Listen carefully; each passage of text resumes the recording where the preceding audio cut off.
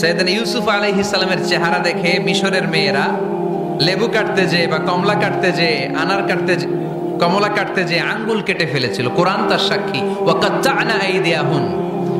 আম্মাজান আয়েশা রাদিয়াল্লাহু তাআলা আনহা যখন এই ঘটনা শুনেছেন, তিনি মিশরের মেয়েদেরকে ডাক দিয়ে বলেছেন, ও মিশরের মেয়েরা, তোমরা ইউসুফ নবীর সৌন্দর্য দেখে লেবু কাটতে যে আঙ্গুল কেটেছো, আমার স্বামী পেয়ারা নবী মুহাম্মদ রাসূলুল্লাহর চেহারা যদি তোমরা দেখতা, তাহলে লেবু কাটতে যে আঙ্গুল নয়, কলিজাটা কেটে টুকরা টুকরা করে দিতা।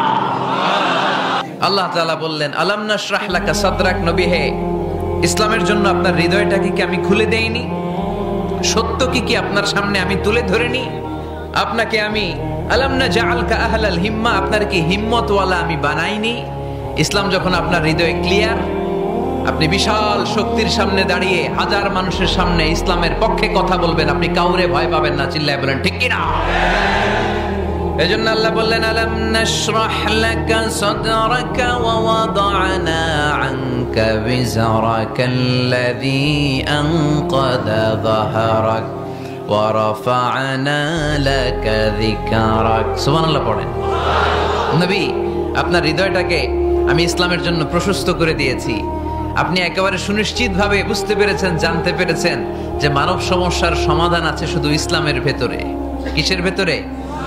এজন্য আমাদেরকে ইসলাম মানতে হবে। কি মানতে হবে? ইসলাম মানবো কতক্ষণ দেহে প্রাণ থাকে? ইসলাম মানবো কোনখানে? সবখানে। উত্তর দেন, ইসলাম মানবো কতক্ষণ দেহে প্রাণ থাকে? ইসলাম মানবো কোনখানে? রাজি আছেন নাকি ভাগাভাগি করবেন? কিছু ইসলাম, কিছু মন মতো। মসজিদ, মাহফিল, মাদ্রাসা ইসলাম, আর গোটা দুনিয়াটা মন মতো। এরকম ভাগাভাগি করা যাবে না, খবরদার। ইসলাম মানবতার মুক্তির সোপান। বিশ্বনবী এটা নিশ্চিত হলেন। বিশ্বনবীর হৃদয়টারে উজালা করে দিল কে? আলাম নাশরাহ লাকা সাদরাক, হে নবী, আপনার হৃদয় কি আমি খুলে দেইনি? হৃদয় খুলে দেয়া মানে হৃদয়ের মধ্যে হিম্মত তৈরি করে দেয়া। সাইয়েদনা মুসা আলাইহিস সালাম এই দোয়াটা আল্লাহর কাছে করেছিলেন, রব্বি ইশরাহলি সাদরি ওয়া ইয়াসসিরলি আমরি, আল্লাহ আমার কাজ সহজ করেন, আমার হৃদয়টারে আপনি খুলে দেন। সাইয়েদনা মুসা আলাইহিস সালাম আল্লাহর কাছে চেয়েছেন আল্লাহ যেন হৃদয় খুলে দেয়, কিন্তু আমার নবী চাওয়ার আগেই আমার নবী হৃদয়টারে খুলে দিয়েছে কে? আল্লাহ। আবার অনেক মুফাসসিরিনে ইকরাম বলেছেন, এখানে শারহে সাদর দ্বারা শাক্কু সাদর উদ্দেশ্য, মানে সিনা চাক। আমার নবীর জীবনে পুরো জিন্দেগিতে 3 বার সিনা চাক হয়েছিল। কয়বার? সিনা চাক মানে বক্ষ বিদীর্ণ করা, ইংরেজিতে বলে ওপেন হার্ট সার্জারি। কি বলে? আপনাদের এই এলাকায় কারো হয় নাই? শুনছেন না এটা? ওপেন হার্ট সার্জারি, গলা থেকে নাভি পর্যন্ত একেবারে কেটে ফেলে। বিশ্বনবীকে এবার 3 বার এভাবে ওপেন হার্ট সার্জারি করা হয়েছে। একবার যখন বিষ্ণু ঈসা ইসলাম বনু সাদ গোত্রে ছিল তখন, দ্বিতীয়বার যখন কোরআন নাজিল হবে তার আগ দিয়ে তখন, 3 নম্বরে বিষ্ণু ঈসা ইসলামকে যখন ঊর্ধ্ব জগতের অনেক দামি দামি জিনিস দেখানো হবে ওই মেরাজ রজনীর সময়টাতে, তখন কোন সুবহানাল্লাহ।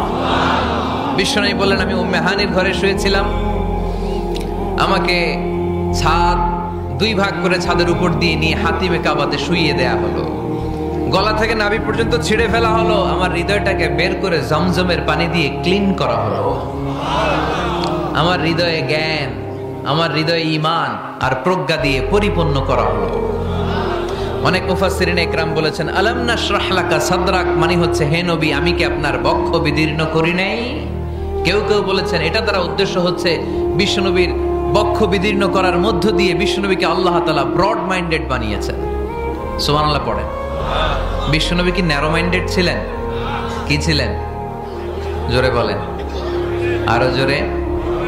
ব্রড মাইন্ডেড, উদার, আকাশের মতো বিশাল, সাগরের মতো বিশাল, পাহাড়ের মতো সুউচ্চ ছিল বিশ্বনবীর হৃদয়। ঠিক কিনা?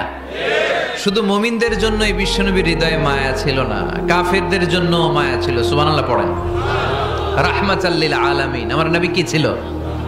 সবাই বলেন, ওমা আরসালনাকা ইল্লা রাহমাতাল লিল আলামিন। I have sent you as a mercy for the entire universe. নবী হে, আমি আপনাকে গোটা বিশ্বের সবার জন্য রহমত করে প্রেরণ করেছি। রাহমাতাল লিল আলামিন, আল্লাহ এখানে চাইলে বলতে পারতেন রাহমাতাল লিল মুসলিমিন, নবী আপনি শুধু মুসলিমদের জন্য রহমত, এটা বলছে? নবী আপনি শুধু মুত্তাকিদের জন্য রহমত, বলছে? চাইলে বলতে পারতেন নবী আপনি শুধু রাহমাতাল লিল মুসাল্লিন, যারা মসজিদে যায় মুসল্লি নামাজ পড়ে তাদের জন্য রহমত, বলেছে? কি বলছে? রাহমাতাল লিল আলামিন, I have sent you as a mercy for the entire universe, গোটা বিশ্বের জন্য আপনি রহমত। সুবহানাল্লাহ পড়েন। সবার জন্য রহমত, সবার জন্য হৃদয় দিল দরিয়া। এজন্য তিনি ছিলেন ব্রড মাইন্ডেড, কখনো মানুষের ক্ষতি করতে চাইতেন না। এমনকি যুদ্ধের ময়দানে যেখানে আপনি প্রতিপক্ষকে আঘাত করবেন সেখানেও বিশ্বনবী ক্ষয়ক্ষতিকে মিনিমাইজ করার ট্রাই করতেন। তিনি যখন খায়বার দুর্গে আক্রমণ করবেন তার মিলিটারিকে, বিষ্ণু ইসা ইসলাম মিলিটারিকে 5 ভাগে ভাগ করতেন। 5 ভাগে ভাগ করতেন। কি কমান্ডার ছিলেন তিনি! এক ভাগের নাম মুকদ্দমাতুল জাইশ, ফ্রন্ট উইং। ডান দিকে একটা থাকতো মাইমানা, বায়ে একটা থাকতো মাইসারা, মাঝখানে যে ব্যাটালিয়ন থাকতো এটার নাম কালব, পেছনেরটার নাম খালফ। সুবহানাল্লাহ পড়েন। এজন্য বিশ্বনবী যখন অ্যাটাক করতেন তখন সবাই বলতো যা আল মুহাম্মদ ওয়াল খামিস, মুহাম্মদ তার 5 উইং এর ব্যাটালিয়ন নিয়ে আমাদের উপর আক্রমণ করেছে। যুদ্ধের ময়দানে তিনি ঘোষণা দিতেন, খবরদার, এই যে ইহুদিদের উপর আক্রমণ করবা, যুদ্ধ করবা, কোন নারীদের গায়ে হাত তুলো না, শিশুর গায়ে হাত তুলো না, বৃদ্ধ বৃদ্ধার গায়ে হাত তুলো না, খ্রিস্টান পাদ্রী বাবা যারা আছে, ফাদার অফ ক্রিশ্চিয়ান, পাদ্রীদের গায়ে হাত তুলো না। যুদ্ধ করতে যে গবাদি পশু মেরো না, গাছপালাগুলো ভেঙো না। সুবহানাল্লাহ কইতে মনে চায় না? গেছে যুদ্ধ করতে, গেছে কি, কিন্তু ক্ষয়ক্ষতি মিনিমাইজ করার জন্য কি চেষ্টা করতেন! কি রহমতের নবী! সবাইকে সম্মান করতেন, সবাইকে মানুষ হিসেবে দেখতেন। আমরা ভাগ করে ফেলি, আমরা দেখা মাত্রই যদি দেখি মাথায় টুপি আর দাড়ি, তখনই ভাবা শুরু করি এটা কার মুরিদ? কি সরসিনার মুরিদ, না চরমনায়ের মুরিদ, না আটরশির মুরিদ, না অমুক জায়গার মুরিদ? অথবা আমরা বলতে শুরু করি কি জামাত করে, না খেলাফত মজলিস করে, না ইসলামী আন্দোলন করে, না তাবলীগ করে। ভাগাভাগি আছে না নাই? কিন্তু আমরা তাকে মানুষ হিসেবে দেখি না। আগে দেখতে হবে মানুষ। আপনার চোখ দিয়ে যা দেখবেন এগুলো মানুষ, এগুলো সবাই মানুষ। বিশ্বনবী মানুষ হিসেবে সবাইকে ট্রিট করতেন। সাহাবাদেরকে নিয়ে বিশ্বনবী বসে আছেন, একটা লাশ নিয়ে যাওয়া হচ্ছে, লাশ দেখে বিশ্বনবী দাঁড়িয়ে গেলেন। সাহাবারা বললেন ইয়া রাসূলুল্লাহ আপনি দাঁড়ালেন যে? ইন্নাহু ইয়াহুদি, এটা ইহুদির লাশ। ইন্নাহু ইয়াহুদি, এটা তো ইহুদির লাশ, বসেন, দাঁড়ালেন যে? বিশ্বনবী বললেন আওয়ালাইসাত নাফসান, এটা কি মানুষ না? সুবহানাল্লাহ পড়বেন না? আওয়ালাইসাত নাফসান, হোক না ইহুদি, হোক না খ্রিস্টান, হোক না আস্তিক আর নাস্তিক, এটা কি মানুষ নয়? সে মানুষ। সবার উপরে মানুষ সত্য, তাহার উপরে নাই। মাখলুকাতের মধ্যে সবচাইতে বেশি শ্রেষ্ঠতম হচ্ছে মানুষ। বিশ্বনবী সবাইকে মানুষ হিসেবে ট্রিট করতেন। এজন্য বিশ্বনবী হচ্ছেন সবচেয়ে বেশি ব্রড মাইন্ডেড, মানে খোলা মনের, বড় মনের, দিল দরিয়া। ন্যারো মাইন্ডেড ছিলেন না। আমরা ন্যারো মাইন্ডেড, আমরা অল্পতে ঝগড়া বাঁধিয়ে দিই, আমরা অল্পতে অন্যকে গালমন্দ করি, আমরা অল্পতে ভাগাভাগি করি। ভাগাভাগি করবেন না, সহজ করে ইসলামকে উপস্থাপন করুন। আর দিন ও ইউসরুন লা উসরা ফি। আমার প্রিয় ফরিদপুরের ভাইয়েরা, দিন সহজ, এটার মধ্যে কাঠিন্যতা নাই। আমরা এটারে কঠিন বানাইছি। আমি প্রায় বিভিন্ন মাহফিলে বলি যে আল্লাহ ছাড় দেয় কিন্তু মাওলানা ছাড় দেয় না। আছে না নাই? আল্লাহ ঠিকই ছেড়ে দিয়েছে, মৌলবী ছাড় দেয় না। বিশ্বনবী সাহাবাদেরকে নিয়ে বসা, এক বেদুইন এসে মসজিদের ভিতরে উট ঢুকাই দিছে, মসজিদে নববীতে, আর মসজিদের মাঝখানে বসে পেশাব করা শুরু করে দিস। আপনাদের এখানে ফরিদপুরের সবচেয়ে বড় মসজিদ কোনটা? কি নাম? এই কেন্দ্রীয় জামে মসজিদের ভিতরে যদি এক হিন্দু ঢুকে পেশাব শুরু করে কি করবেন? হ্যাঁ, ওই কয় কোবাইলাম, তো আবেগে ওরে পিটানো শুরু করবে সবাই। সাহাবারাও তাই শুরু করলেন, মারতে উদ্ধত হলেন। বিশ্বনবী বললেন এই রাখো রাখো, ওরে পেশাব করতে দাও, পেশাব করতে দাও। এর কারণ কেউ যখন ইউরিন পাস করে, স্টুল পাস করে, তখন এটা তাকে ধীরে সুস্থে করতে দিতে হয়। এজন্য টয়লেটে কেউ ঢুকলে জোরে বাড়ি দিবেন না, তাহলে খবর আছে। কাশি দিবেন, যে একটু কাশি দিবেন এরকম, হ্যাঁ, তো এরকম কাশি দিবেন অথবা পায়চারি করবেন। যদি পায়চারি করেন তাহলে সে বুঝবে সামওয়ান ইজ ওয়েটিং আউটসাইড, সামনে একজন ওয়েটিং করতেছে বাইরে, আমাকে বেরোতে হবে। কিন্তু আপনি যদি ওরা ডাক দেন, কুদ্দুস রে, কুদ্দুস কইবা আমি নাই, কারণ এটা ভয়ঙ্কর একটা বিষয়। আপনি যখন ইউরিন পাস করছেন খুব স্মুথলি করতে হয়, তখন ডাক দিলে পেশাব আটকায় গেলে আপনার ভয়ঙ্কর রোগ হতে পারে। কি ফিলোসোফার ছিলেন, কি বড় ডাক্তার ছিলেন বিশ্বনবী মুহাম্মদ সাল্লাল্লাহু আলাইহি ওয়াসাল্লাম। বিশ্বনবী বলেন, ওরে ডেকো না, কাজ সারতে দাও। ইচ্ছা মতো বেটা পেশাব করার পরে বিশ্বনবী গেলেন, যে বললেন, তুমি যে পেশাব করেছো তুমি কি জানো এই জায়গাটা কি? বেদুইন বলে, না আমি তো জানি না এই জায়গাটা কি। বিশ্বনবী বললেন, এটা আমাদের ইবাদতগাহ। এটা আমাদের কি? ইবাদতগাহ। এখানে ঢুকে আমরা আমাদের রবরে ডাকি, আল্লাহরে ডাকি, আমরা নামাজ পড়ি, জিকির করি, তাসবিহ পড়ি, এটা আমাদের ইবাদতগাহ। কাজটা করা তোমার মোটেও ঠিক হয়নি। লোকটা অবাক হয়ে গেল, ঘটনা কি? তাদের ইবাদতগাহতে আমি পেশাব করেছি আর আমাকে জামাই আদর, আর আমাকে এত সুন্দর করে বলে যে এটা ইবাদতগাহ। আমাদের ইবাদতগাহের ভিতরে যদি কেউ এরকম করতো, ওরে তো একেবারে সাইজ করে ফেলতাম। সে অবাক হয়ে গেল, সে জিজ্ঞেস করলো, হু আর ইউ, কে আপনি? বিশ্বনবী বললেন, না মুহাম্মদ সাল্লাল্লাহু আলাইহি ওয়াসাল্লাম, আমি শান্তির ধর্ম ইসলামের প্রেরণার বাণীবাহক। আমি লা ইলাহা ইল্লাল্লাহ মুহাম্মাদুর রাসূলুল্লাহ এই বাণী দিয়ে গোটা বিশ্বে বিপ্লব তৈরি করতে এসেছি। বেদুইন বলল, আমাকেও আপনার বিপ্লবে শরীক করে নেন। ইসলাম মারামারি কাটাকাটিতে আসে নাই। আপনার ব্রড মাইন্ডেড অ্যাটিটিউড দেখে হিন্দু ভাইরা কালিমা পড়ে মুসলমান হয়ে যাবে। এজন্য আল্লাহ বললেন, আলাম নাশরাহ লাকা সাদরাকা ওয়া ওয়াদা'না আনকা বিজরাক আল্লাযী আনকাদা যাহরাক ওয়া রাফা'না লাকা যিকরাক। সুবহানাল্লাহ পড়েন। আলাম নাশরাহ লাকা সাদরাক, নবী হে, আমি কি আপনারে ব্রড মাইন্ডেড বানিয়ে দেই নাই? এটা আপনার জীবনে বড় নিয়ামত। আপনি সংকীর্ণ মনা না, আপনি ছোট মনের মানুষ নয়, আপনি বিশাল হৃদয়ের মানুষ। ইসলামের জন্য আপনার হৃদয়টারে আমি নবী খুলে দিয়েছি। এ হলো বিশ্বনবীর উপর প্রথম নিয়ামত। 2 নম্বরে আল্লাহ বললেন, ওয়া ওয়াদা'না আনকা বিজরাকাল্লাযী আনকাদা যাহরাক। নবী হে, আমি আপনার পিঠ থেকে বিশাল বোঝাটা নামিয়ে দিয়েছি। সুবহানাল্লাহ পড়েন। কি নামিয়ে দিয়েছি? বোঝা। উত্তর করতে হবে, রেসপন্স। এটা তাফসীর মাহফিল, এটা হচ্ছে ক্লাসের মতো, যে কথা বলে শিক্ষক আর আমরা সবাই ছাত্র, ঠিক কি না? বোঝা নামিয়েছি নবী। কি নামিয়েছি? তাফসীরে 2টা এসেছে। বিজরুন মানে বোঝা, বিজরুল যাম পাপের বোঝা, আর একটা হচ্ছে বিজরুল গাম চিন্তার বোঝা। বিশ্বনবীর কোনো পাপ নাই, বিশ্বনবীর সব কিছুকে মাফ করে দিয়েছে কে? লিয়াগফির লাকাল্লাহু মা তাকদ্দামা মিন যামবিকা মা তাআখার। নবী আপনার আগেরও গুনাহ নাই, আপনার পরেরও গুনাহ নাই। আপনি নবী মাসুম, আপনার গুনাহ নাই, আপনি নিষ্পাপ। নবীদের গুনাহ হয় না। আহলুস সুন্নাহ ওয়াল জামাআতের আকীদা হচ্ছে নবীরা মাসুম, নবীদের জীবনে কোনো গুনাহ হয় না। চিৎকার করে বলেন ঠিক কি না? ও নবী, ওয়া ওয়াদা'না আনকা বিজরাক, আপনার এই বোঝা আমি নামিয়ে দিয়েছি।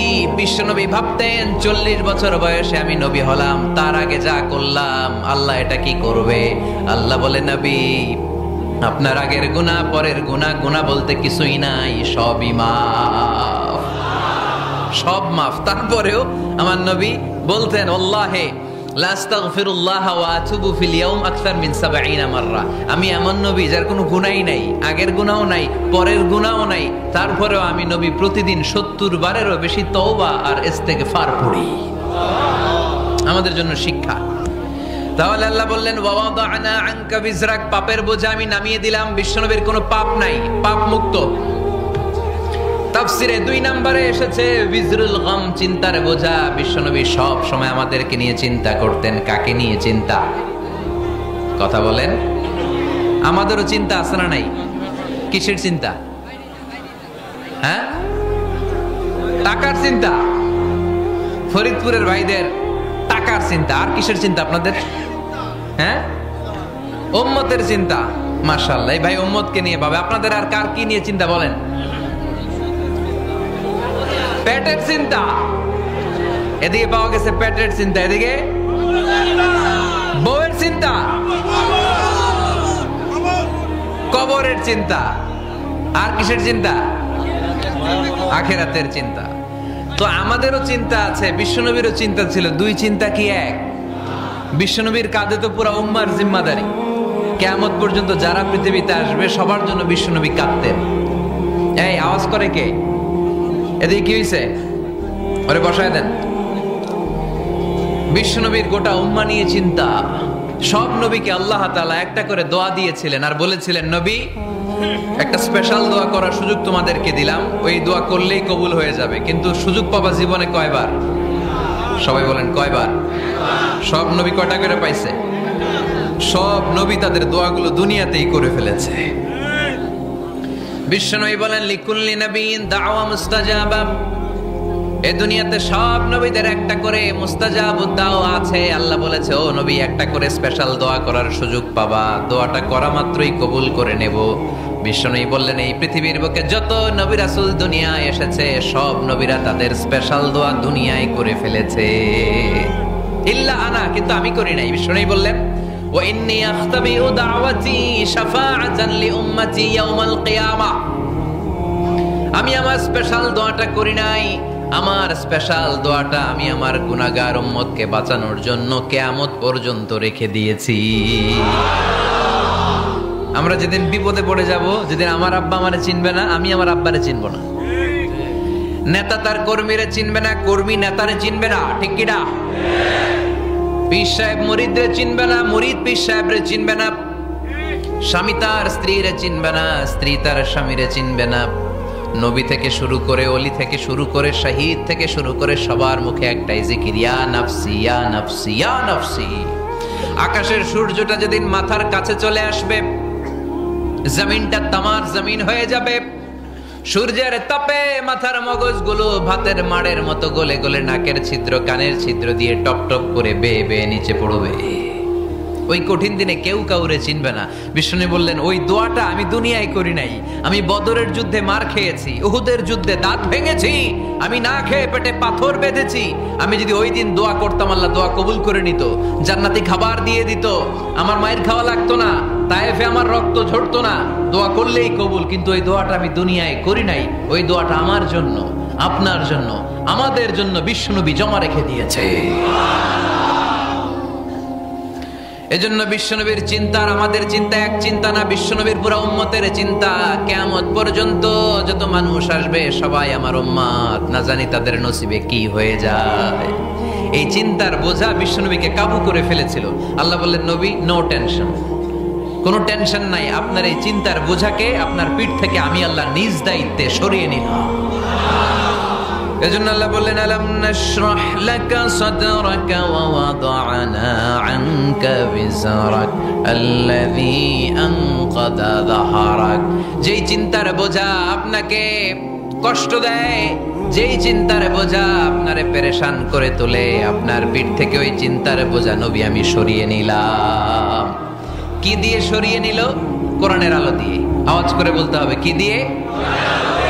বিশ্বনবী মক্কায় দেখতেন মূর্তির পূজা হয়, আল্লাহর ঘরের ভিতরে 360টা মূর্তির পূজা। বিশ্বনবী দেখতে পেলেন দুর্বলের উপরে সবলের অত্যাচার। বিশ্বনবী দেখতে পেলেন নারীদেরকে অত্যাচার করা হয়। কন্যা সন্তান হলে বাবা তার মেয়েটাকে নিয়ে জঙ্গলের ভেতরে ঢুকে কিংবা মরুভূমির ভেতরে যে জীবিত দাফন করে দেয়। ওয়াইদাল মাউউদাতু সুইলাত ওয়াদুল বানাত। বিশ্বনবী এগুলো দেখতেন চারপাশে। দেখে এই পথহারা জাতিকে কিভাবে উদ্ধার করবেন, কি দিয়ে উদ্ধার করা যায়, এই টেনশনে বিশ্বনবীর পিঠ বাঁকা হয়ে গিয়েছিল। উপমা বাঁকা হয়ে গিয়েছিল। বিশ্বনবী সব সময় পেরেশান থাকতেন।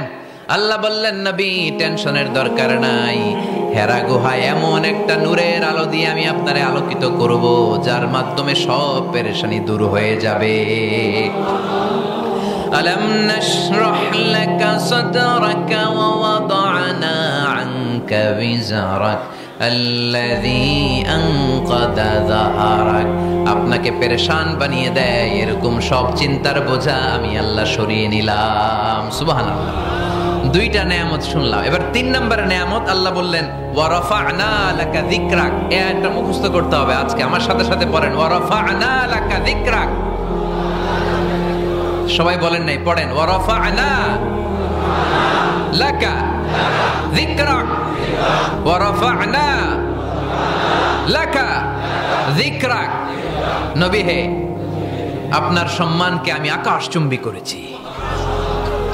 I have dignified your status high and high, the highest peak. আপনার মর্যাদা উঠাতে উঠাতে আকাশ বাতাস ছাপিয়ে সাতাকাশ কাঁপিয়ে আরো সেরে উপরে নিয়ে গিয়েছি। আপনার মর্যাদা আমার পরপরই, স্রষ্টার পরে পুরো সৃষ্টিকুলের উপরে বিশ্বনবীর মর্যাদা আছে না নাই? এজন্য আল্লাহ বললেন ওয়ারাফা'না লাকা যিকরাক, ও নবী আপনার মর্যাদা সম্মান আমি আকাশচুম্বী করেছি। আপনার সুনাম সুখ্যাতি মান মর্যাদা আমি গোটা বিশ্বে ছড়াইয়া দেব। এ আয়াত যখন নাজিল হলো কাফেররা হাসতে শুরু করলো। কাফেররা বলে মোহাম্মদ বেটা বলে কি, ও জানে বাঁচবে কিনা ওইটাই তো সন্দেহ। আমরা যেই ষড়যন্ত্র পাকাচ্ছি ও জানে বাঁচবে কিনা সে এটাই সন্দেহ, তার নাম গোটা বিশ্বে ছড়াবে কি করে আমরা দেখে নেব। আল্লাহ বলেন তোরা আমার নবীর সুনাম সুখ্যাতি ছড়ানোর ব্যাপারে বাধা তৈরি করবি, তোরা আমার নবীর ব্যাপারে অপপ্রচার চালাবি, তোদের অপপ্রচারকেই আমি আমার নবীর প্রচার মাধ্যম বানিয়ে দেব। তোরা করবি অপপ্রচার।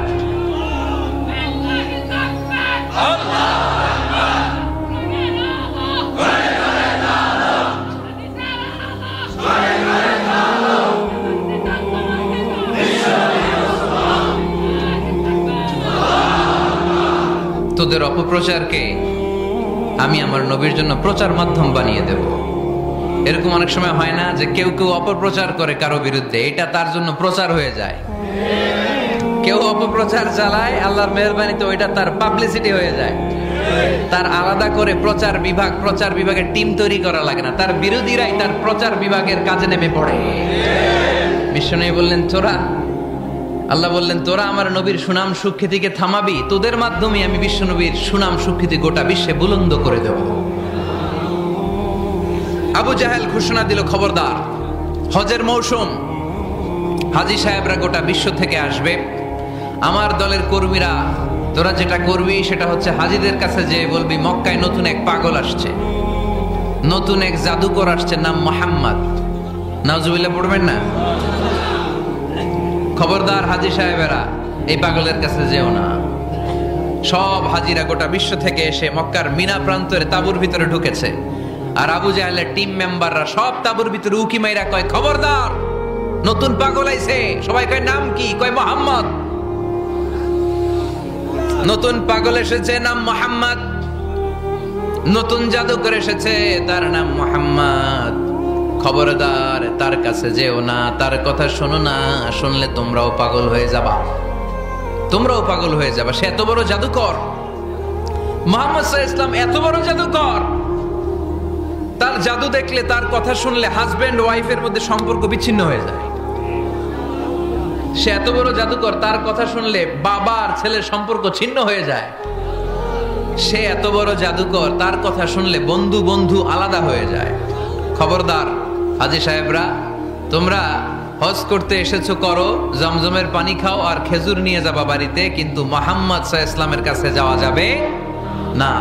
আচ্ছা আপনারা বুঝে শুনে উত্তর দেন। এই যে লক্ষ লক্ষ হাজী মিনার তাঁবুতে বসা, আর আবু জাহেলের লোকটা যে বলল নতুন জাদুকরের নাম মুহাম্মদ, তার কাছে যেও না, এই লক্ষ লক্ষ হাজীরা এর আগে জীবনেও মুহাম্মদ সাল্লাল্লাহু আলাইহি ওয়াসাল্লামের নাম শুনছে? তার মানে মুহাম্মদ সাল্লাল্লাহু আলাইহি ওয়াসাল্লামের নাম তাদের কানে পৌঁছে দেওয়ার দায়িত্ব আবু জাহেল নিজেই নিয়ে নিয়েছে। চিল্লায় এখন ঠিক কি না? অপপ্রচার প্রচার হয়ে গিয়েছে। আর সবাই মনে মনে ভাবে কয় কি এত বড় জাদুকর, হজ করি আর না করি এর না দেখা যাওয়া যাবে না। হজ তাড়াতাড়ি কোন রকম সাইরা এই জাদুকরের কাছে আগে যাবো, দেখি কেমন জাদু দেখায়, দেখি কত বড় ম্যাজিশিয়ান, দেখি তো কত বড় পাগলের। কারণ আল ইনসানু হারিসুন আলা মা মুনিআ, মানুষকে যেটা নিষেধ করা হয় বেশি মানুষ এটা করতে চায়। যদি বলি ওদিকে যাবি না, ওর বাপের কিরা ওদিকে যাবে, ঠিক কি না? এটা আমাদের স্বভাব, আমাদের খাসলা, আমাদের বৈশিষ্ট্য। যেটা আমাদেরকে নিষেধ করা হয় বেশি ওটা করতে মন চায়।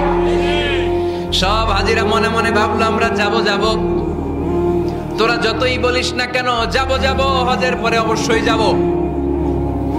দেখা গেল হজের পরে বিশ্বনবী মুহাম্মদুর রাসূলুল্লাহ সাল্লাল্লাহু আলাইহি ওয়াসাল্লামের বাড়ির সামনে বিশাল বড় গ্যাদারিং শুরু হয়েছে। সবাই লাইন ধরে দেখা করতে গেছে। দেখা করতে যে বিশ্বনবীর চেহারা দেখে প্রথম নজরে সব পাগল।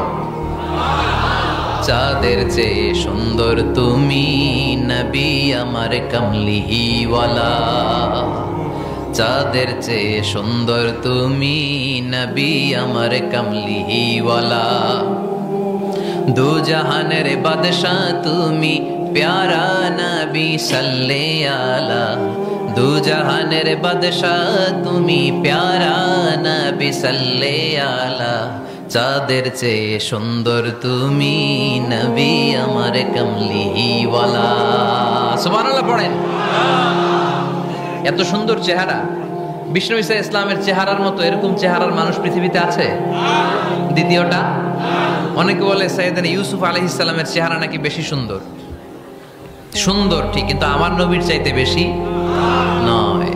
বিষ্ণু বলতেন আনা মালিহুন ওয়া আখি ইউসুফু সাবিহুন, আমার ভাই ইউসুফ হচ্ছে সাবিহ, সাবিহ মানে সাদা সুন্দর ধবধবে, আর আমি হচ্ছে মালিহ, মালিহ মানে এসেছে মিলহন থেকে, মিলহন মানে লবণ, মানে লাবণ্যময় সুন্দর।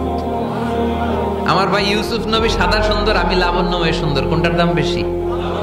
লাবণ্যময় সুন্দরের দাম বেশি। সাইয়েদনা ইউসুফ আলাইহিস সালামের চেহারা দেখে মিশরের মেয়েরা লেবু কাটতে যে বা কমলা কাটতে যে, আনার কাটতে যে, কমলা কাটতে যে আঙ্গুল কেটে ফেলেছিল। কোরআন তার সাক্ষী। ওয়া কাত্তা'না আইদিয়াহুন। আম্মা জান আয়েশা রাদিয়াল্লাহু তাআলা আনহা যখন এই ঘটনা শুনেছেন, তিনি মিশরের মেয়েদেরকে ডাক দিয়ে বলেছেন, ও মিশরের মেয়েরা, তোমরা ইউসুফ নবীর সৌন্দর্য দেখে লেবু কাটতে যে আঙ্গুল কেটেছ, আমার স্বামী পেয়ারা নবী মুহাম্মদ রাসূলুল্লাহর চেহারা যদি তোমরা দেখতা, তাহলে লেবু কাটতে যে আঙ্গুল নয়, কলিজাটা কেটে টুকরা টুকরা করে দিতা। আবার আম্মা জান আয়েশা বলতো, লাকুম শামসুন ওয়া লানা শামসুন, তোমাদের জন্য একটা সূর্য আছে, কিন্তু আমি আয়েশার জন্য আলাদা একটা সূর্য আছে। তোমাদের সূর্যটা প্রতিদিন সকালবেলা পূর্ব আকাশে উদিত হয়ে গোটা দুনিয়াটারে আলোকিত করে দেয়, আর আমার সূর্যটার নাম হলো মুহাম্মদ সাল্লাল্লাহু আলাইহি ওয়াসাল্লাম। মসজিদে নববীতে এশার নামাজের পরে আমার সূর্যটা আমার ঘরে উদিত হয়। তোমাদের সূর্য সকালবেলা পূর্ব আকাশে উঠে গোটা দুনিয়াটারে আলোকিত করে, আমার সূর্য মুহাম্মদ এশার নামাজের পরে আমার ঘরের ভেতরে যখন উকি দেয়, আমার পুরো ঘরটারে আলোকিত করে দেয় কে? এত সুন্দর চেহারা ছিল, ওনার চেহারার নূর দিয়ে হারানো সুই খুঁজে পেয়েছে বিশ্বনবীর স্ত্রীরা। চিল্লায় করে আল্লাহু আকবার। বিশ্বনবীর চেহারার সৌন্দর্যের সাথে কারো সৌন্দর্যের কোনো মিল হবে? No comparison with our beloved prophet Muhammad sallallahu alayhi wasallam. Whether it's the fitness, whether it's the appearance, whether it's the status, no comparison with our prophet. এটা ফিটনেসের দিক থেকে হোক, এটা চেহারার সৌন্দর্যের দিক থেকে হোক, এটা কণ্ঠস্বরের ঝংকারের দিক থেকে হোক, সম্মান আর মর্যাদার দিক থেকে হোক, আমার নবীর সম্মানের ধারে কাছেও সম্মান পৃথিবীর কারো হতে পারে না। চিল্লায় বলেন ঠিক কিনা? এজন্য আল্লাহ বললেন, ওয়া রাফা'না লাকা যিকরাক, নবী আপনার সম্মান বাড়াতে বাড়াতে আমি আকাশচুম্বী করেছি। লোকজন সব যে বিশ্বনবীর দরবারে লাইন ধরেছে, হাজিরা সব বিশ্বনবীর কাছে যে চেহারা দেখেই কুপকার, বাকি জিনিস তো পরে। অনেকে আছে না, চেহারা দেখলেই মানুষ পাগল হয়ে যায়, আছে না নাই? চেহারা দেখেই পাগল, চেহারা দেখেই পাগল। তারপর তারা মিলাতে লাগলো। মিনার তাবুতে আবু জাহেলের কর্মীরা ঘোষণা দিয়েছিল, এলাকায় মোহাম্মদ নামে পাগল এসেছে। তারা মিলায়ে দেখে না, এই মহামানব কোনোদিন পাগল হতে পারে না, কারণ পাগলের চুলগুলো থাকে উস্কো খুস্কো, ঠিক কিনা? আমার নবী সাল্লাল্লাহু আলাইহি ইসলামের চুল উস্কো খুস্কো ছিল? কত সুন্দর চুল আঁচড়ে রাখতেন, জাইতুনের তেল দিতেন, আতর ঢেলে মাথার শীতের মধ্যে ঢেলে দিতেন, কপাল বেয়ে বেয়ে পড়তো, আর যেখানে সেজদা দিতেন সেজদার জায়গা আতরের ঘ্রাণে আমোদ হয়ে যেত। হাতের তালুতে পারফিউম মাখতেন, আর মানুষের সাথে মুসাফা করলে যার সাথে মুসাফা তার হাতের সাথে নবীর ব্যবহৃত পারফিউমের ঘ্রাণ ছুটে যেত।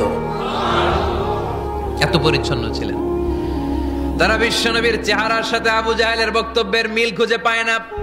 তারা বলে, না, এই লোক কখনো পাগল হতে পারে না। পাগলের চুল থাকে উস্কো খুস্কো, জামা থাকে ছিঁড়া ফাড়া, গায়ের মধ্যে থাকে ময়লা। পাগল কখনো দাঁত মাজে না, কিন্তু বিশ্বনবীর মুচকি হাসির ফাঁক দিয়ে দাঁতের দিকে তাকালে মানুষগুলো সব পাগল হয়ে যায়। স্মাইল দিতেন বিশ্বনবী, স্মাইল, মুচকি হাসি, তাবাসসুম। বিশ্বনবীর মুচকি হাসি দেখলে মানুষ পাগল হয়ে যেত, পাগল পাড়া হয়ে যেত। তারা বলে না না, এ মহামানব তো কখনো পাগল হতে পারে না। আবার মিলাতে লাগলো আবু জাহেলের কর্মীরা বলেছিল এটা নাকি বড় জাদুকর, কিন্তু তারা বলে না না, এই অসাধারণ লোকটা জাদুকরও হতে পারে না, সে তো কোনো মন্ত্র পড়ে না। জাদু করার জন্য মন্ত্র পড়ার দরকার আছে না নাই?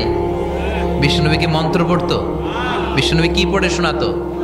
চিল্লায় বলেন, কি পড়ে শোনাতো? কোরআন শোনাতো। এত সুন্দর কণ্ঠ ছিল বিশ্বনবীর, পাগল হয়ে যেত মানুষ শুনতে শুনতে, পাগল পাড়া হয়ে যেত, বিমুগ্ধ হয়ে যেত। তারা সবাই বলতে আরম্ভ করলো, আবু জাহেল তুমি মিথ্যাবাদী, তবে তোমাকে ধন্যবাদ এরকম একটা মানুষের সাথে পরিচয় করিয়ে দেওয়ার জন্য। সুবহানাল্লাহ কইলেন না? আমরা মেনে নিতে পারলাম না সে পাগল নয়, জাদুকর নয়, সে হলো এই জামানার পয়গাম্বার। আমরা পড়ে নিলাম লা ইলাহা ইল্লাল্লাহু মুহাম্মাদুর রাসূলুল্লাহ সাল্লাল্লাহু আলাইহি ওয়াসাল্লাম। ওয়া রাফা'না লাকা যিকরাক। নবী হে, এইভাবে আমি আপনার সম্মানকে বাড়িয়েছি। হাইসুমা যুকিরতু যুকিরতা মাই। নবী যেখানে আমার নাম নেওয়া হবে, আমার পর পর আপনার নামও নেওয়া হবে। পড়েন সুবহানাল্লাহ। যেখানে আমার আল্লাহর নাম, তারপরে আমার নবীর নাম আছে না নাই? কালিমার ভেতরে লা ইলাহা ইল্লাল্লাহ আমার আল্লাহর নাম শোভা পায়, তারপরে মুহাম্মাদুর রাসূলুল্লাহ দ্বিতীয় বাক্যে আমার নবীর সুন্দর নামটা আছে না নাই? কালেমার মধ্যে প্রথমে আল্লাহর নাম, তারপরে নবীর নাম। হাইসুমা যুকিরতু যুকিরতা মাই। নবী কিভাবে আপনার মর্যাদা আমি বাড়াবো জানেন? যেখানে আমি ওইখানেই আপনি। যেখানে আমার নাম নেওয়া হবে, তারপরেই সৃষ্টিকুলের মধ্য থেকে শুধু আপনার নাম নেওয়া হবে। সুবহানাল্লাহ পড়েন। আপনার উম্মতেরা গোটা বিশ্বে সালাত আদায়ের জন্য আজান দিবে। আজানের প্রথম 4 বাক্যে আমি আল্লাহর বড়ত্ব, আল্লাহু আকবার। তারপরের 2 বাক্যে আমি ছাড়া কোনো ইলাহা নাই, এটার সাক্ষ্য দেয়া হবে। তারপরের 2 বাক্যে সবাই সাক্ষ্য দিতে বাধ্য, আপনি ছাড়া দুনিয়ায় আর কোনো শেষ রাসূল নাই। তার মানে আজানের মধ্যেও আমার আল্লাহর নামের পরে আমার নবীর নাম আছে না নাই? এরপর আমরা একামত দিয়ে জামাত শুরু করি। এই জামাতের আগে যে একামতটা দেই, এই একামতেও আল্লাহর নামের পরে আমার নবীর নামটা আছে না নাই? আল্লাহু আকবার, আল্লাহু আকবার। আশহাদু আন লা ইলাহা ইল্লাল্লাহ, আশহাদু আন্না মুহাম্মাদার রাসূলুল্লাহ সাল্লাল্লাহু। তার মানে আজানে আমার নামের পরে আপনার নাম, একামতে আমার নামের পরে আপনার নাম। নামাজের শেষে যখন আমরা শেষ বৈঠকে বসি, সেখানে বিশ্বনবীর উপর দুরূদ আছে না নাই? তার মানে সব জায়গায় বিশ্বনবীর নাম নেওয়াকে আবশ্যক করে দিয়েছে কে? নবী হে। এই গোটা বিশ্বের ভেতরে সূর্য উঠবে, সূর্য ডুববে, শীত যে গ্রীষ্ম আসবে, দিন যে রাত আসবে, এক মুহূর্তের জন্য আপনার নামের আলোচনা থামবে না। চিল্লায় বলো ঠিক কিনা? রাফা'না লাকা যিকরাক। I have dignified your status very high, very high. অনেক উপরে নিয়েছি, আকাশ বাতাস ছাপিয়ে, সাত আকাশ কাঁপিয়ে আরশ পর্যন্ত আমি আপনার মর্যাদাকে বুলন্দ করেছি। এই পৃথিবীতে যত আসমানি কিতাব এসেছিল, সবগুলো আসমানি কিতাবে বিষ্ণুনবীর নাম উল্লেখ করেছে কে? তার মানে তাওরাতের ভেতরে বিষ্ণুনবীর নাম আছে না নাই? ইনজিলে, জাবুর, সুহুফে ইব্রাহিম, সুহুফে মূসা আল্লাযী ইয়াজিদুনাহু মাকতুবান ইনদাহুম ফিত তাওরাতি ওয়াল ইনজিল। ইহুদিরা খ্রিস্টানরা বিশ্বনবীর মানতে চাইতো না। তারা বলতো, মুহাম্মদ তোমার নাম তো আমাদের কিতাবে নাই। বিশ্বনবী বললেন পড়ো। তারা পড়তে পড়তে বিশ্বনবীর জায়গাটা লুকিয়ে রাখতো। যেখানে বিশ্বনবীর নাম ওরা এইভাবে ধরে রাখতো। বিষ্ণু সাল্লাল্লাহু আলাইহি ওয়াসাল্লাম এক সাহাবাকে বললেন, আমি তো ওদের ভাষা বুঝি না, তুমি ওদের ভাষা বুঝে দেখো কোন জায়গায় চোরামিটা করে। প্রতিটা কিতাবের প্রতিটা পাতায় পাতায় বিষ্ণুনবীর নাম আছে না নাই? সাইয়েদনা আদম আলাইহিস সালাম থেকে শুরু করে ঈসা আলাইহিস সালাম পর্যন্ত যত নবী এসেছে, সব নবী সুসংবাদ দিয়েছে যে একজন নবী আসবে, যেই নবী আসার মধ্য দিয়ে এই আম্বিয়া আলাইহিমুস সালাম পৃথিবীতে আসার যে ধারাবাহিকতা, এই সিলসিলা, এই চেইনকে আল্লাহ তাআলা কাট আপ করে দিবে।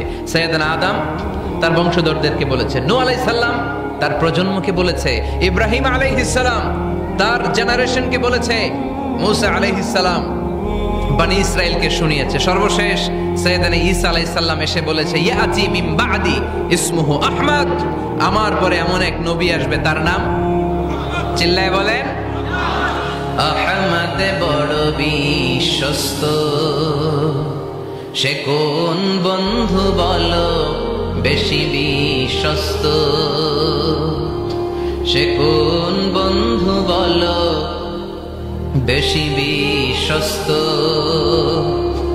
কার কাছে মন খুলে দেয়া যায়, কার কাছে প্রাণ খুলে বলা যায়, হওয়া যায় অতি আশ্বস্ত। তার নাম আহমদ বড় বিশ্বস্ত। সুবহানাল্লাহ পড়ে, ইয়াতি মিন বাদি ইসমুহু আহমদ, আমার পরে এমন এক নবী আসবে তার নাম হবে আহমদ। এই নবীর পরে আর কোন নবী আছে? চিল্লায় বলেন, লা নবিয়্যা বাদি ওয়ালা রাসূলা, আমার পরে কোনো নবীও নাই, আমার পরে কোনো রাসূলও নাই। তবে আমার পরে যদি নবী হওয়ার যোগ্যতা কারো থাকে, আমার ওমরে ফারুক নবী হওয়ার যোগ্যতা রাখে। কোনো নবী নাই, খাতামুন নবিয়্যিন, আমার পরে কোনো নবী নাই। তার মানে বিশ্ব নবীর জীবনে 3 নম্বর নিয়ামত হলো রাফা'না লাকা যিকরাক, মর্যাদা আমি বাড়াতে বাড়াতে বাড়াতে বাড়াতে নবী অনেক উপরে নিয়েছি। আবার আল্লাহ আমাদেরকে ডেকে বললেন, ও ইমানদার বান্দারা শোনো, আমি স্বয়ং আল্লাহ তাআলা আমার ফেরেশতা বাহিনী নিয়ে এই নবীর উপরে স্বয়ং আমি দুরূদ পড়ি। ইন্নাল্লাহা ওয়া মালাইকাতাহু ইউসাল্লুনা আলান নবী ইয়া আইয়ুহাল্লাযীনা আমানু সাল্লু আলাইহি ওয়া সাল্লিমু তাসলিমা।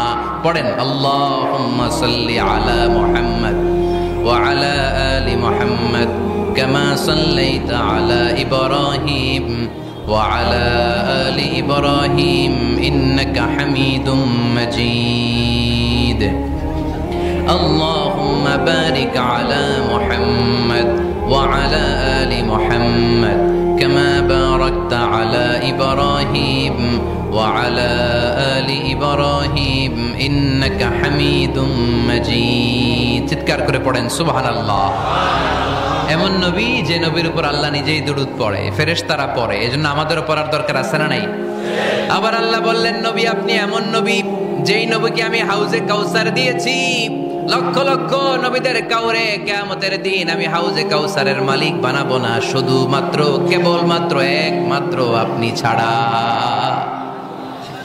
ইন্না আ'তাইনাকাল কাউসার ফাসাল্লি লিরাব্বিকা ওয়ানহার ইন্না শানিআকা হুয়াল আবতার। সুবহানাল্লাহ পড়ে। এই হাউজে কাউসারের পানি খেতে চান, পান করতে চান? বিশ্বনবী না দিলে খাইতে পারবো আমরা? হাউজে কাউসার পান করতে চান কারা? হাত তুলে দেখান।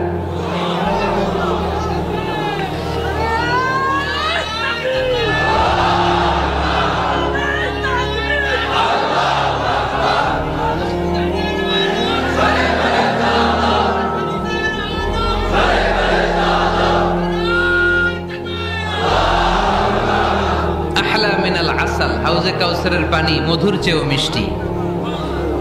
আবরাদু মিনাস সালজ, বরফের চাইতেও ঠান্ডা। আবিয়াদু মিনাল লাবান, দুধের চাইতেও সাদা। মান শারিবা মিনহা শারবাতান লাম ইয়াজমা আবাদা, এক ঢোক হাউজে কাউসারের পানি যে খাবে চিরকালের জন্য তার গলার তৃষ্ণা মিটে যাবে।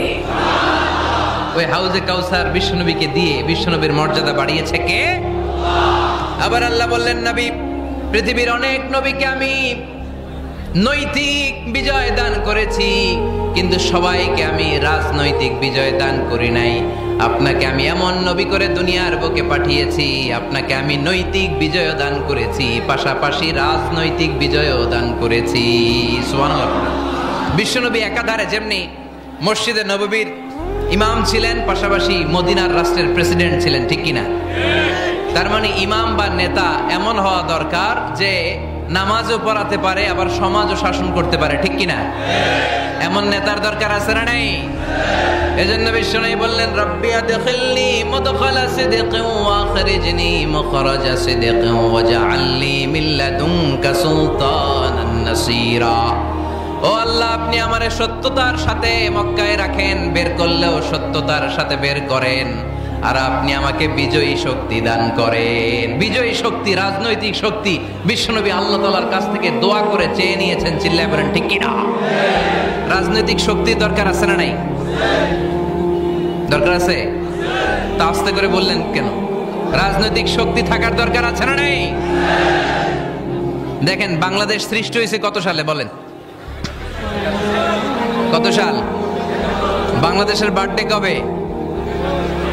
1971-এ। এই 71 সালের পর থেকে আমাদের বাংলাদেশে সুদ আছে না নাই? কিন্তু সুদের বিরুদ্ধে ওয়াজ আছে না নাই? আলেম ওলামারা আজীবন সুদের বিরুদ্ধে ওয়াজ করছে। আমরা ওয়াজ আগে করতাম, এখন করতেছি, সামনেও করব, মাগার সুদ মরবে না।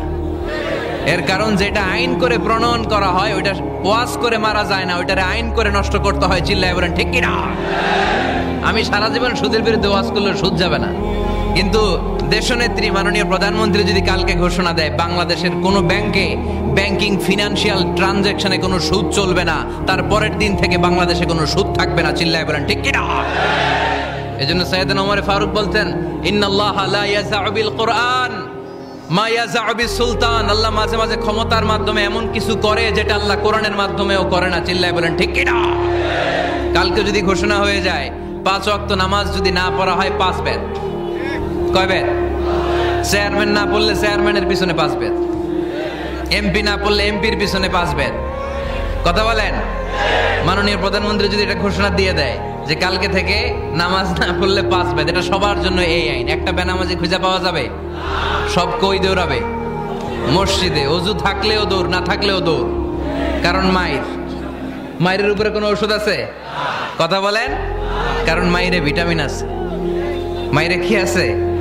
এজন্য ইন্নাল্লাহা লা ইয়াযআউ বিল কুরআন মা ইয়াযআউ বিস সুলতান। মাঝে মাঝে আল্লাহ ক্ষমতা দিয়ে এমন কিছু করে যেটা মাঝে মাঝে আল্লাহ কোরআন দিয়েও করে না। এজন্য অনেক নবীকে নৈতিক বিজয় দান করলো। বিশ্ব নবীকে শুধু নৈতিক বিজয় নয়, পাশাপাশি রাজনৈতিক বিজয়ও দান করেছে কে? তিনটা নেয়ামতের ঘোষণা দিয়ে আল্লাহ বললেন, আলাম নাশরাহ লাকা সাদরাকা ওয়া ওয়াদা'না আনকা বিজরাক আল্লাযী আনকাযা যাহরাক ওয়া রাফা'না লাকা যিকরাক। পড়েন সুবহানাল্লাহ। নবী হে, আপনার মর্যাদা আমি অনেক বাড়িয়েছি। আপনার কথা শুধু মুসলমানেরাই বলে না, হিন্দুরাও বলে। আছে না নাই? গতকাল এক হিন্দু ভাই আমার হাতে হাত রেখে শাহাদা বাক্য পাঠ করে গাজীপুরে মুসলমান হয়ে গেছে। বিশ্বনবীর কথাগুলো যখন তারা শোনে, তারা নিজেদেরকে ধরে রাখতে পারে না। আপনারা মহাত্মা গান্ধীর নাম শুনেছেন? তিনি ভারতের অবিসংবাদিত নেতা। বিশ্বনবীর ব্যাপারে কমেন্ট করেছেন যে এরকম নেতা পৃথিবীতে আর দ্বিতীয়টা কখনো হবে না। মহাত্মা গান্ধী কি মুসলমান না হিন্দু? গোটা বিশ্বের খ্রিস্টানরা বিশ্বনবীকে নিয়ে এখন মাতোয়ারা। মাইকেল এইচ হার্ট, খ্রিস্টান, একটা বই লিখে গোটা বিশ্ব কাঁপিয়েছেন, দি 100 ranking of the most influential people and person in the world. পৃথিবী কাঁপানো 100 জন মনীষীর জীবনী নিয়ে একটা বই তিনি করেছেন। এই 100 জন মনীষীর জীবনীর মধ্যে যাকে নাম্বার 1 তিনি করেছেন, তিনি হচ্ছেন আমার নবী, আপনার নবী, পেয়ারা নবী, বিশ্বনবী মুহাম্মদ রাসূলুল্লাহ সাল্লাল্লাহু আলাইহি ওয়াসাল্লামের। মাইকেল এইচ হার্ট কি মুসলমান? সে একজন খ্রিস্টান। তার মানে ওয়া রাফা'না লাকা যিকরাক, বিশ্বনবীর সম্মান শুধু আমাদের মুখ দিয়ে প্রচারিত হয় না, ইহুদি, খ্রিস্টান, বৌদ্ধদের মাধ্যমেও বিশ্বনবীর সম্মানকে বাড়িয়ে দিচ্ছে কে? I have studied him, the wonderful man, in my opinion far from being antichrist, and he must be called the savior of humanity. খ্রিস্টানরা বলছে আমরা এই মুহাম্মাদের জীবনী গবেষণা করে পড়েছি, তাকে খ্রিস্টান বিরোধী বলা তো দূরের কথা, তাকে মানবতার ত্রাণকর্তা বলতে হবে। তিনি গোটা বিশ্বের জন্য সুপারম্যান হয়ে পৃথিবীতে এসেছে। As a father, as a teacher, as a lawgiver, as a lawmaker, Muhammad is the superman of the world. স্বামী হিসেবে, পিতা হিসেবে, নেতা হিসেবে, নবী হিসেবে, মুহাম্মদ ইসলাম সাধারণ কোনো মানুষ নয়, তিনি গোটা বিশ্বের জন্য সুপারম্যান হয়ে পৃথিবীতে আগমন করেছে। ওয়ারাফা'না লাকা যিকরাক, নবী দুশ্চিন্তা করবেন না, টেনশন করবেন না, আমি আপনার সম্মানকে বাড়িয়ে দেব। এই তিনটা নেয়ামতের বর্ণনা সূরা ইনশিরাহের ভেতরে বর্ণনা করলেন কে? এরপরে রব্বুল আলামিন বিশ্বনবীকে নেয়ামতের বর্ণনার ঘটনা শুনিয়ে বিশ্বনবীকে সান্ত্বনা বাণী শোনাচ্ছেন আর পড়ছেন, ফাইন্না মাআল উসরি ইউসরান, ইন্না মাআল উসরি ইউসরা। নবী গো, নিশ্চয়ই কষ্টের পরে আছে আনন্দ, দুঃখের পরেই আছে সুখ। সুবহানাল্লাহ। কষ্টের পরে আনন্দ, দুঃখের পরে। The struggle isn't permanent in our life. দুঃখ কষ্ট এটা আমাদের জীবনে পার্মানেন্ট না, এটা সাময়িক। আচ্ছা, আওয়াজ করে উত্তর দেন তো, এক বছরে কয়দিন আপনাদের ফরিদপুরে? কয়দিন? 365 দিন। গত 365 দিনে না খেয়েছিলেন কয়দিন? 20 দিন, 30 দিন। তার মানে অল্প কিছুদিন না খেয়েছিলাম, সারা বছরই খেয়েছিলাম, ঠিক কিনা? আচ্ছা, তো 365 দিনে অসুস্থ ছিলেন কয়দিন? 4-5 দিন, কিংবা 20 দিন, কিংবা 1 মাস, কিংবা 56 দিন, কিংবা 65 দিন। তার মানে বাকি 300 দিন আরামে ছিলাম কি ছিলাম না? তার মানে আমাদের জীবনে দুঃখ বেশি না আনন্দ বেশি? সুখ বেশি না কষ্ট বেশি? এজন্য আল্লাহ বললেন, খবরদার, মুমিন কখনো হেরে যায় না, মুমিনের হারাবার কিছু নাই। মুমিনের জীবনে যদি আনন্দ আসে, মুমিন শুকরিয়া করে, শুকরিয়া করলে সওয়াব আসরা নাই। আর মুমিনের জীবনে যদি দুঃখ আসে, মুমিন সবর করে, ধৈর্য ধরে, ধৈর্যেও সওয়াব আসরা নাই। তাহলে আমাদের সব দিক দিয়েই তো লাভ। আনন্দের দিনগুলাতে শুকরিয়া করব, আর দুঃখের দিনগুলাতে ধৈর্য ধরবো, দুইটার মধ্যে সওয়াব আসরা নাই। এজন্য বিশ্বনবী বললেন, আজাবান লি আমরিল মুমিন, মুমিনের বিষয়টা খুবই আশ্চর্যের। ফাইন আসাবাতহু সাররাউন শাকারা, মুমিন যদি আনন্দে থাকে সে শুকরিয়া করে, শুকরিয়া করলে লাভ আছে না নাই?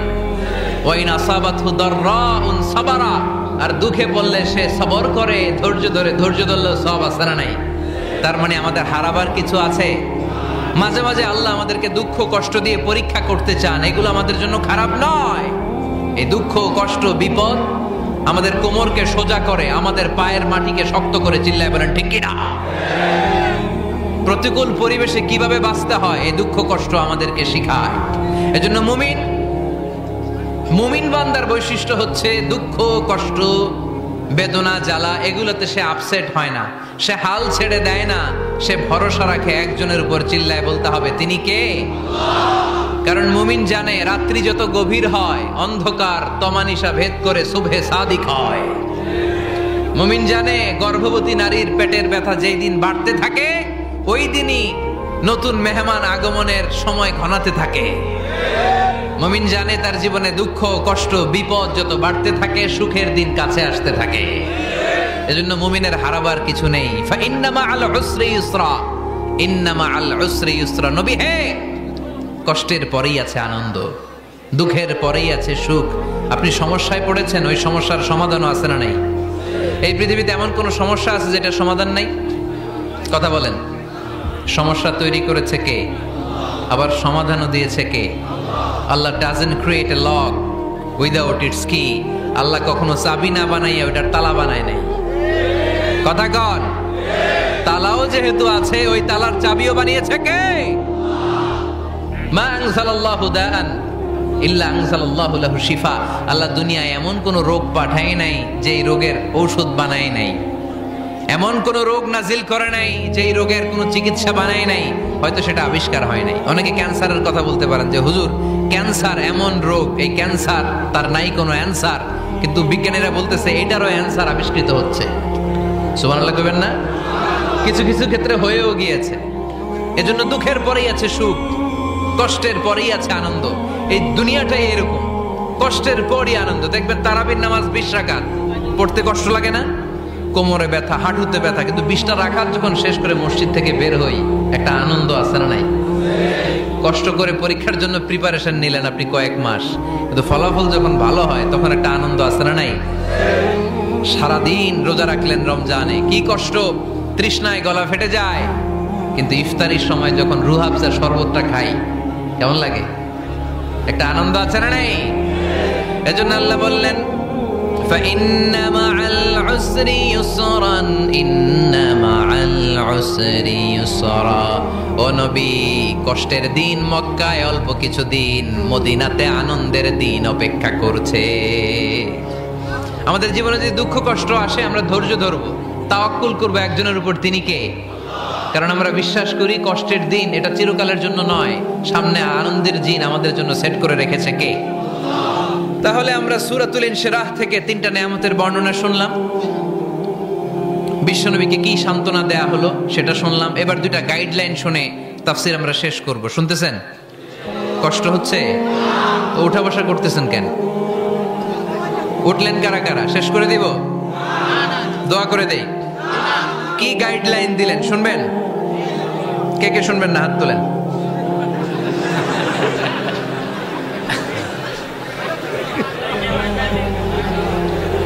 কষ্ট হইতেছে?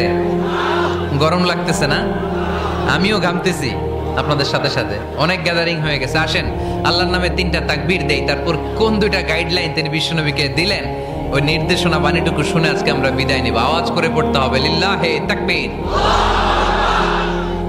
লিল্লাহে তাকবীর, লিল্লাহে তাকবীর। গাইডলাইন নাম্বার 1, ফাইদা ফারাগতা ফানসাব। নবী আপনি যখন অবসর হন আপনি ইবাদতে মশগুল হন। ফানসাব ফিল ইবাদা, তাফসীর ইবনে কাসিরে এসেছে আপনি ইবাদতে মশগুল হন যখন আপনি অবসর পান। অবসর আল্লাহর দেয়া বড় নেয়ামত, এটা বিশ্বাস করেন? অবসর কিন্তু নেয়ামত। আমরা অনেকেই অবসর সময়কে কাজে লাগাই না, কিন্তু অবসর চলে যাওয়ার পরে যখন ব্যস্ত হয়ে পড়ি তখন বলি হায় রে, অবসরটা যদি কাজে লাগাইতাম। পরীক্ষার পরে 3 মাস ছুটি ছিল, এই 3 মাস অবসরে যদি পড়তাম তাইলে তো আজকে ভার্সিটিতে চান্স পেয়ে যেতাম, ঠিক কি না? এজন্য বিশ্বনবীর আল্লাহ বললেন নবী فَإِذَا فَرَغْتَ فَانصَبْ وَإِلَى رَبِّكَ فَارْغَب। মাদানী জীবনে, মাক্কি জীবনে, দাওয়াতি কার্যক্রমের পরে, রাষ্ট্রীয় কার্যক্রমের পরে যখনই আপনি অবসর পাবেন তখনই আপনি ইবাদত করেন, তখনই বেশি বেশি আল্লাহর কাছে দোয়া করে। দোয়াটা খুব শক্তিশালী, কিন্তু আমরা অনেকে জানি না কি করে দোয়া করতে হয়। সিনসিয়ার দোয়া ইজ লাইক এ মিসাইল। আপনারা প্রায় পত্রিকায় শুনবেন আমেরিকা অমুক দেশে মিসাইল হামলা করেছে, শুনছেন? মিসাইল হামলা এমন হামলা, কত সেন্টিমিটার বেগে যে কোন জায়গায় অ্যাটাক করবে, যেখানে মারার কথা ওখানে পড়বে। ঠিক দোয়াটা হচ্ছে মিসাইলের মতো। আপনি যদি দোয়ার মতো দোয়া করতে জানেন, ওই দোয়াটাও জায়গা মতো যে ভেদ করবে। চিল্লা এখন ঠিক কিনা? কিন্তু আমরা দোয়া করতে জানি না, কি করে দোয়া করতে হয় এটা জানি না। বিশ্বনবীকে আল্লাহ বললেন নবী ফাইদা ফারাগতা ফানসাব, যখন আপনি অবসর হবেন তখন আপনি দোয়া করেন, আল্লাহর কাছে চান। বেশি বেশি চাইলে খুশি হয় কে? তার মানে প্রথম ঘোষণা হলো ফাইদা ফারাগতা ফানসাব। প্রথম নির্দেশনা হলো নবী যখনই আপনি অবসর পাবেন ইবাদত করবেন এবং দোয়া করবেন, বেশি বেশি আল্লাহর কাছে চাইবেন। 2 নাম্বার দিক নির্দেশনা হলো ওয়া ইলা রাব্বিকা ফারগাব, সব সময় আপনি আপনার আল্লাহর দিকে মনোনিবেশ করবেন। বিপদে পড়লে ডাকবো কারে? আমাদের অসুস্থতাকে সুস্থতায় পরিণত করে দিতে পারে কে? চাকরির জন্য পাগল পারা, চাকরি নাই, চাকরির ব্যবস্থা করে দিতে পারে কে? বিদেশে যেতে মনে চায়, পাসপোর্ট দিয়ে রেখেছি, ভিসা নাই, ভিসা লাগাই দিতে পারে কে? কিন্তু আমরা দুঃখ কষ্ট বেদনা কিছু একটা হইলেই সবার আগে আল্লাহরে শেয়ার করার আগে ফেসবুকে শেয়ার মেরে দিই। আছে না নাই? আপনাদের ফেসবুক অ্যাকাউন্ট আছে নাকি? কার কার আছে দেখি?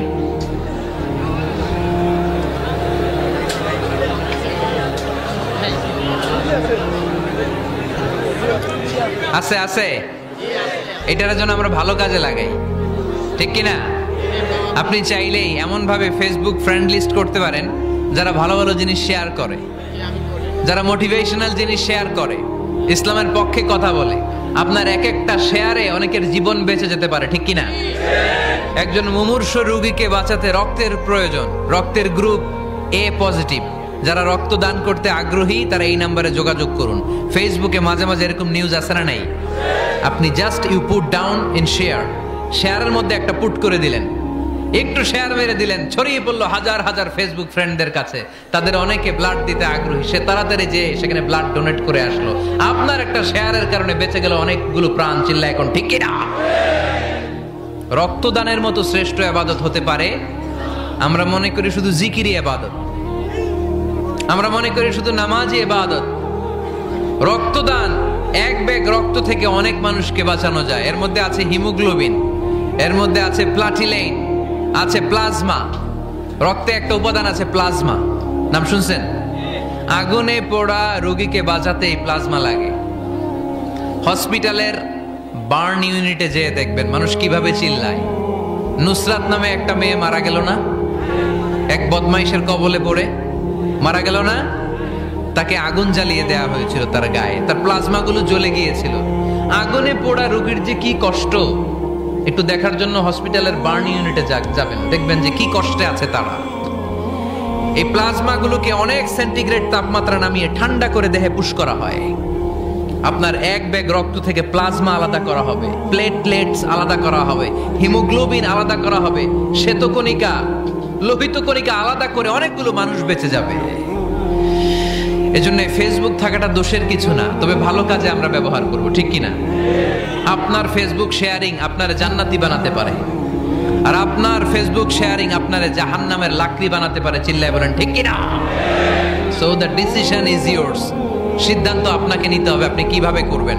যে কোনো বিপদে ওয়া ইলা রাব্বিকা ফারগাব, কোন দিকে মনোনিবেশ না করে কার দিকে মনোনিবেশ করব? যে কোনো বিপদ আপদ ফেসবুকে শেয়ার করার আগে শেয়ার করব কার কাছে? আমাদের যার যা লাগে আল্লাহ সবও যদি দিয়ে দেয়, আল্লাহর ধনভাণ্ডারের 1 ইঞ্চিও কমবে? হাদিসে কুদসিতে আল্লাহ বললেন, লাউ আন্না আউওয়ালাকুম ওয়া আখিরাকুম ওয়া ইনসাকুম ওয়া জিন্নাকুম, পৃথিবীর সব জিন, পৃথিবীর সব মানুষ বিশাল মরুভূমিতে দাঁড়িয়ে যদি আমার কাছে চাইতে শুরু করে, আল্লাহ এটা দাও, ওটা দাও, ওটা দাও, আমি আল্লাহ তোমাদের সব চাহিদাও যদি মিটিয়ে দেই, আমি আল্লাহর ধনভাণ্ডারের 1 ইঞ্চিও কমবে না। এজন্য চাইবো কার কাছে? বিপদে আপদে ভরসা করব কার কাছে? আর অবসরগুলোকে কাজে লাগানোর দরকার আছে না নাই? স্বাবলম্বী হওয়ার চেষ্টা করার দরকার আছে না নাই? ফাইন্না মাআল উসরি ইউসরা, ইন্না মাআল উসরি ইউসরা। নবী হে, কষ্টের পরেই আছে সুখ, দুঃখের পরেই আছে আনন্দ। সব সময় মানুষের সময় একরকম কাটে না। এজন্য আমরা তাওয়াক্কুল করতে চাই একজনের উপর, তিনি কে? আল্লাহ আমাদের সবাইকে কথাগুলো বুঝে আরো আমল করার তৌফিক দান করুক। আমরা পড়ি আমিন।